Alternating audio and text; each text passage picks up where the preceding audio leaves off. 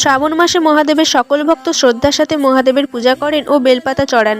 কিন্তু কেন বেলপাতা চড়ানো হয় জানেন কি? আসলে দেবতা ও অসুর দ্বারা সমুদ্র মন্থনের সময় প্রথমে কালকুট নামে এক বিষ বার হয়েছিল। সেই বিষ এতটাই ভয়াবহ ছিল যা অসুর ও দেবতা কেউই নিতে চায়নি। তখন সমস্ত দেবতা, দানব ও মানব জাতির রক্ষার জন্য সেই বিষ মহাদেব গ্রহণ করেছিল। এর ফলে ভগবান শিবের শরীরের তাপমাত্রা বেড়ে চলেছিল। দেবতারা এটি নিয়ে চিন্তিত হয়ে মহাদেবের শরীরে জল ঢালতে থাকে, কিন্তু তারপরে শরীরের তাপ না কমায় দেবতারা মহাদেবের শরীরে বেলপাতা লাগিয়ে দেন। শাস্ত্র মতে বেলপাতা শরীরকে ঠান্ডা প্রদান করে এবং শরীর থেকে বিষজাত পদার্থকে বের করার জন্য বেলপাতা খুবই উপযোগী। আর তাই যখন বেলপাতা শিবের শরীরে দেওয়া হলো, তখন ধীরে ধীরে মহাদেবের শরীরের উষ্ণতা কমতে থাকলো এবং বিষের প্রভাব শেষ হতে থাকে। আর তার সাথে মহাদেবকে জল দিয়ে শীতল রাখা হয়েছিল। আর সেই প্রথা অনুসারে আজও শিবলিঙ্গে বেলপাতা ও জল ঢালার প্রচলন চলে আসছে। আপনারা যদি সত্যিকারের মহাদেবের ভক্ত হয়ে থাকেন তাহলে অবশ্যই ভিডিওটি লাইক করে কমেন্ট করবেন।